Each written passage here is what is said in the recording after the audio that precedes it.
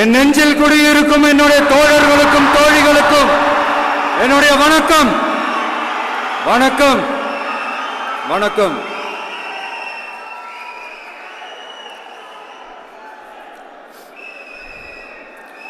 கதறல் சத்தம்லாம் எப்படி இருக்கு?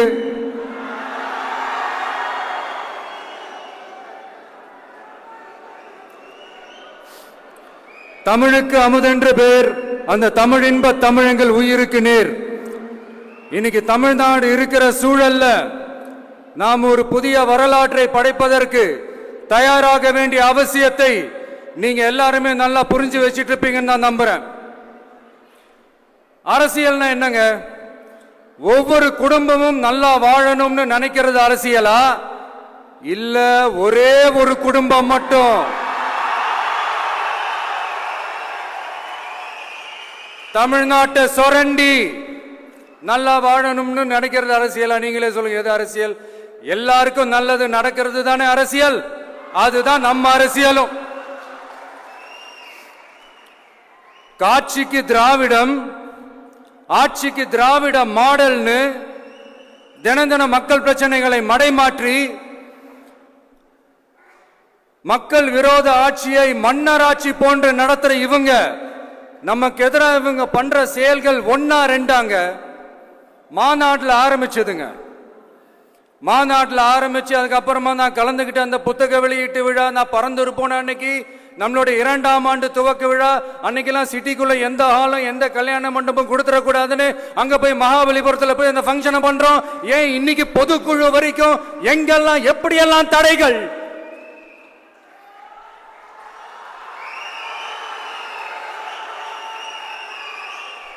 ஆனா அத்தனை தடைகளையும் தாண்டி நம்மளுடைய தோழர்கள் சந்திப்பு நிகழ்ச்சிகள், மக்கள் சந்திப்பு நிகழ்ச்சிகள் தொடர்ந்து நடந்துகிட்டு தான் இருக்கும். அது தொடர்ந்து நடக்கும்.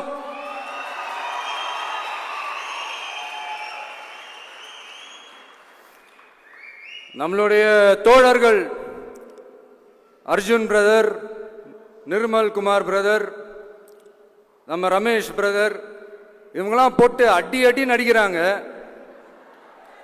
நாமளும் அதே மாதிரி அடிக்கணுமான்னு மனசுக்குள்ள ஒரு யோசனையா தான் இருக்கு.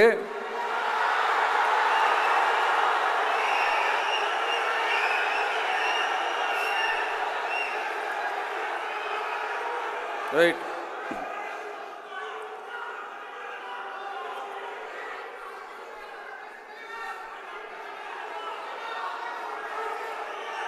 ஓகே, ரைட்டு, புரிஞ்சிச்சு.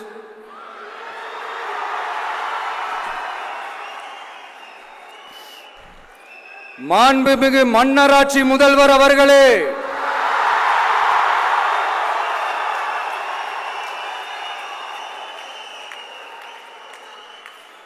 மாண்புமிகு திரு முத்துவேல் கருணாநிதி ஸ்டாலின் அவர்களே,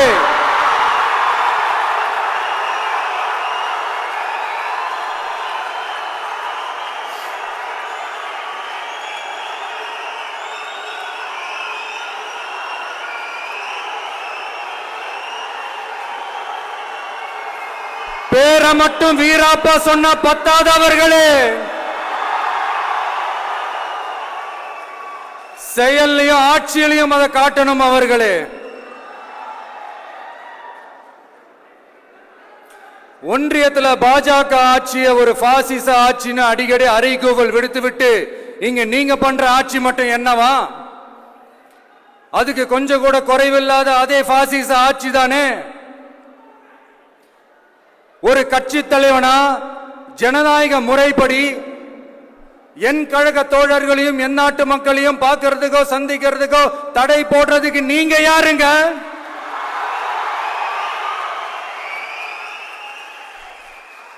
தடையை மீறிய மக்களை பார்க்கணும்னு முடிவு பண்ணிட்டா போயே தீருவேன். சட்டத்தை மதிக்கணும்ன்ற ஒரே காரணத்துக்காக தான் அமைதியா இருக்கிறேன். நேத்து வந்தவெல்லாம் முதலமைச்சர் ஆகணும்னு கனவு காண்றான்னு சொல்றீங்க. அது நடக்கவே நடக்காதுன்னு சொல்றீங்க.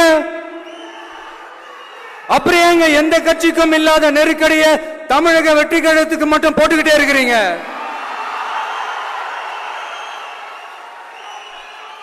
அணை போட்டு ஆத்த வேண்டும்னா தடுக்கலாம், காத்த தடுக்க முடியாது. அதையும் மீறி தடுக்கணும்னு நினைச்சீங்கன்னா சாதாரணமா இருக்கிற காத்து சூறாவளியா மாறும். ஏன் சக்தி மிக்க புயலா கூட மாறும். எனது அருமை தமிழக வெற்றி கழக தோழர்களே, நான் மாநாட்டில் ஒரு விஷயத்தை ரொம்ப வலியுறுத்தி சொன்னேன். அதே தான் இங்க நான் திரும்பவும் ரிப்பீட் பண்றேன். இந்த மண் பிளவுவாத சக்திகளுக்கு எதிரான மண், சகோதரத்துவ மண், சமய நல்லிணக்கத்தை பேணும் சமூக நீதிக்கான மண். இதை நம்ம பாதுகாத்தே தீரணும். உங்க எல்லாரையும் வேண்டி வேண்டி கேட்டுக்கிறேன். தமிழ்நாட்டிலிருந்து பல பகுதிகளிலிருந்து வர செய்திகள்லாம் கேட்கும் போது மன உளைச்சலையும் மன வேதனையும் தரதாகவே இருக்கு. சட்டம் ஒழுங்குன்னு ஒன்று இருக்கிறதாவே தெரியல. அதுக்கெல்லாம் இந்த கரப்ஷன் கபடதாரிகள் கவர்மெண்ட் தான் காரணம். இந்த நிலைமை மாறணும். அதுக்கு இருக்கிற ஒரே வழி, இங்க உண்மையான மக்களாட்சி மலரணும். அது வரணும்னா இவங்கள மாத்தணும்.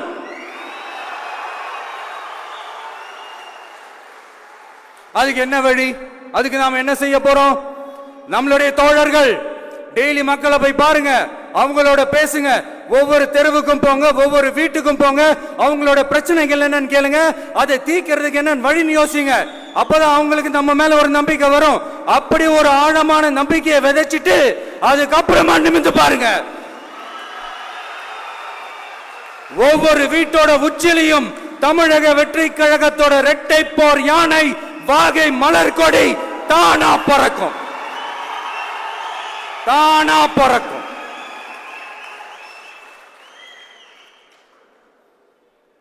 மாண்புமிகு மன்னராட்சி முதல்வர் அவர்களே,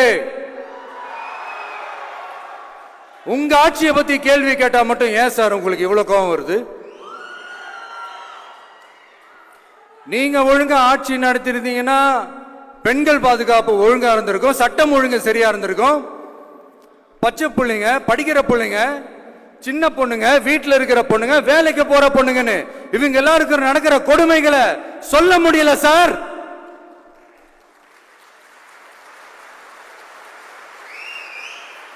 இதுல வேற உங்களை அப்பான்னு வேற கூப்பிடுறாங்கன்னு சொல்றீங்க.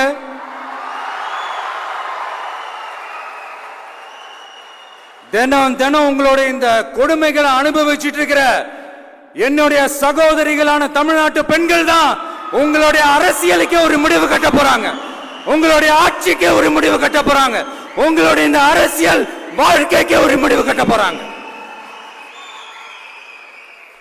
சரி, பெண்களோட லைஃப் தான் இப்படி போராட்டமா இருக்குன்னு பார்த்தா இங்க எத்தனை போராட்டங்கள்? பரந்தூர் போராட்டம், அரசு ஊழியர்கள் ஆசிரியர்கள் போராட்டம், போதைப் பொருள் எதிர்ப்பு போராட்டம், வரி உயர்வு போராட்டம், மீனவர்கள் போராட்டம், போக்குவரத்து ஊழியர்கள் போராட்டம், சாதிவாரி கணக்கெடுப்பு போராட்டம், சாம்சங் தொழிலாளர்கள், டங்ஸ்டன், விவசாயிகள் போராட்டம், மின்கட்டண உயர்வு எதிர்ப்பு போராட்டம், இஸ்லாமிய அமைப்புகள், செவிலியர்கள், மருத்துவர்கள், இந்த மாதிரி போராட்டங்கள். இதெல்லாம் சும்மா சாம்பிள் தான். இது இன்னும் சொல்லிட்டே போலாம், இந்த நாள் பத்தாது. ஆனா இந்த எல்லா போராட்டங்களுக்கும் தமிழக வெற்றி கழகம் கூட நிற்கும்.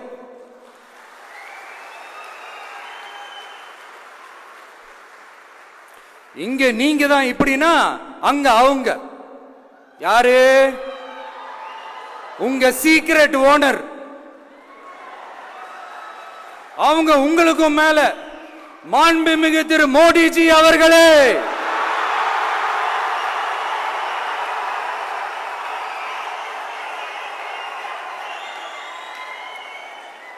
என்னமோ உங்க பேரெல்லாம் சொல்றதுக்கு எங்களுக்கு ஏதோ ஒரு பெரிய பயம் மாறியும் அப்படி ஒரு விஷயத்த சொல்லிடுறது. பேரை சொல்லணும், பேரை சொல்லணும், பேரை நான் ஒரு படத்துல சொல்லுவேனே, லியோவை பார்க்கணும், லியோவை பார்க்கணும், லியோவை பார்க்கணும்.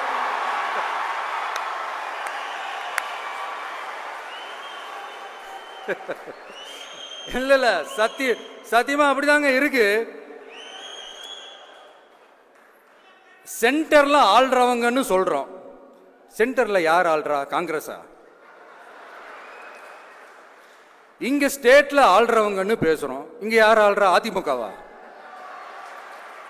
அப்புறம் என்ன பேரை சொல்லணும், பேரை சொல்லணும்? எனக்கு புரியலையே. நீங்க தானே கேட்டீங்க, வச்சுக்கோங்க.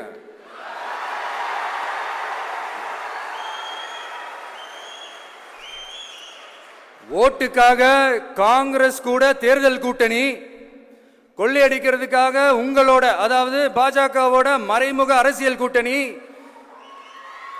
இப்படி உங்க பேரை சொல்லியே மக்களை ஏமாத்துறதும் உங்க பேரை சொல்லியே மக்களை பயமுறுத்துறதும், இப்படி இந்த கரப்ஷன் கபடதாரிகளுக்கு மறைமுகமாக உதவும் உங்க அரசுக்கு ஏஞ்சி தமிழ்நாடு தமிழர்கள்னாலே அலர்ஜி.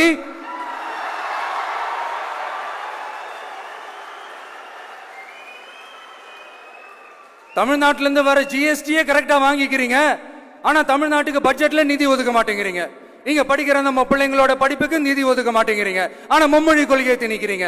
டீலிமிட்டேஷன் என்ற பேர்ல தமிழ்நாட்டோட பார்லிமெண்ட் சீட்ஸ்லயும் கை வைக்க பாக்குறீங்க. ஒரே நாடு ஒரே தேர்தல் நீங்க ஸ்டார்ட் பண்ணப்பவே புரிஞ்சிருச்சு பிரதமர் சார் உங்க பிளான் என்னன்னு, எங்கெல்லாம் எப்படியெல்லாம் எந்த திசைகள் எல்லாம் இந்த நாட்டை கொண்டு போலாம்னு. சார் உங்ககிட்ட நாங்க சொல்லிக்கிறதெல்லாம் தமிழ்நாட்டை கொஞ்சம் கேர்ஃபுல்லா ஹேண்டில் பண்ணுங்க சார்.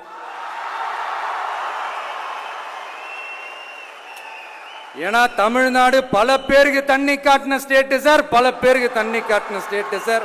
பார்த்து செய்யுங்க சார், மறந்துடாதீங்க சார்.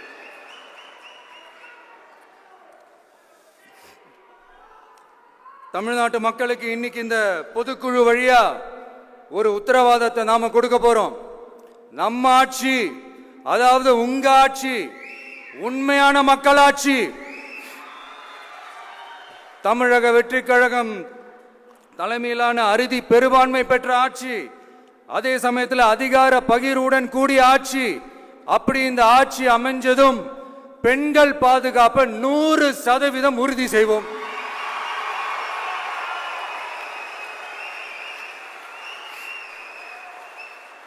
சட்டம் ஒழுங்கு ரொம்ப முறையா ஸ்ட்ரிக்டா வச்சிருப்போம். கல்வி, சுகாதாரம், மருத்துவம்னு அத்தனையிலையும் ரொம்பவே கவனம் செலுத்துவோம். அதுவும் எல்லாருக்கும் ஈஸியா ஈக்குவலா கிடைக்கிற மாதிரி செய்யறது தான் நம்ம டார்கெட்.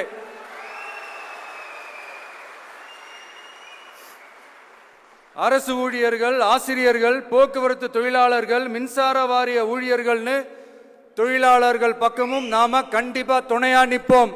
ஏன்னா நாம எப்பவுமே உழைக்கிறவங்க பக்கம்தான்.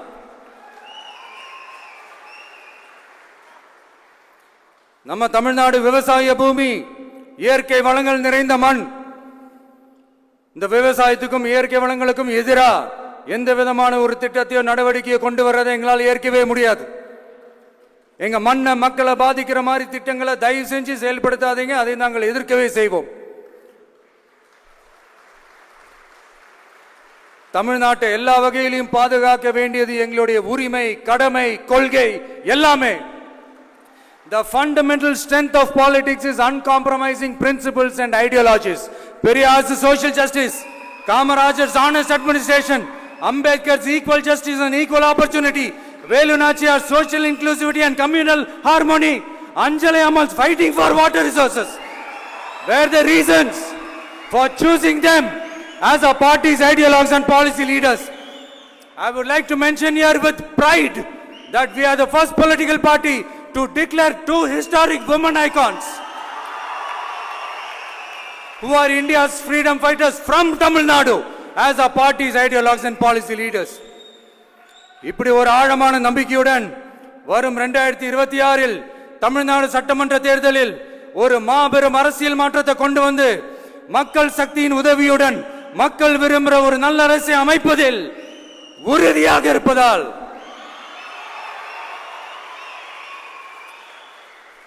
அதை தடுக்கிறதுக்குன்னு சில பேர் பகல் கனவு காண்பார்கள் இல்லையா? அவங்க எல்லாருக்குமே சொல்லிக்கிறது ஒண்ணுதான், காற்று, மழை, வெயில், இயற்கையை யாரால் கட்டுப்படுத்த முடியும்? யாரால் தடுக்க முடியும்? இவை எல்லாம் கடவுளால் உருவாக்கப்பட்டவை. அப்படிதான் எம் மக்களுக்கான அரசியலையும் யாராலும் தடுக்க முடியாது. அரசியல் சூறாவளியையும் தேர்தல் சுனாமியையும் தடுப்பார் எவர். அப்படிதான் எம் மக்களுக்கான அரசியலையும் அந்த வெற்றியையும் யாராலும் தடுக்க முடியாது. அப்படி தடுக்கணும்னு நினைக்கிறவங்களோட கனவு ஒரு நாளும் மெய்ப்படாது. Before concluding my speech, few words from William Blake. Men may come, men may go, but I go on forever.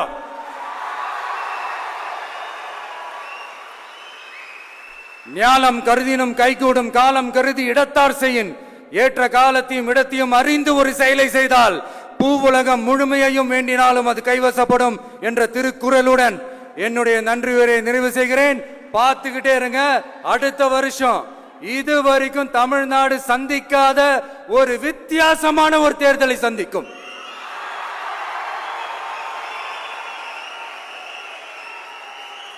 ரெண்டே ரெண்டு பேருக்கு நடுவுல தான் போட்டியே. ஒன்னு டிவிகே, இன்னொன்னு டிஎம்கே.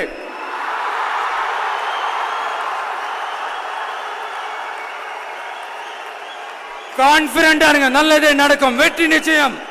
மீண்டும் சந்திக்கும் வரை நன்றி, வணக்கம்.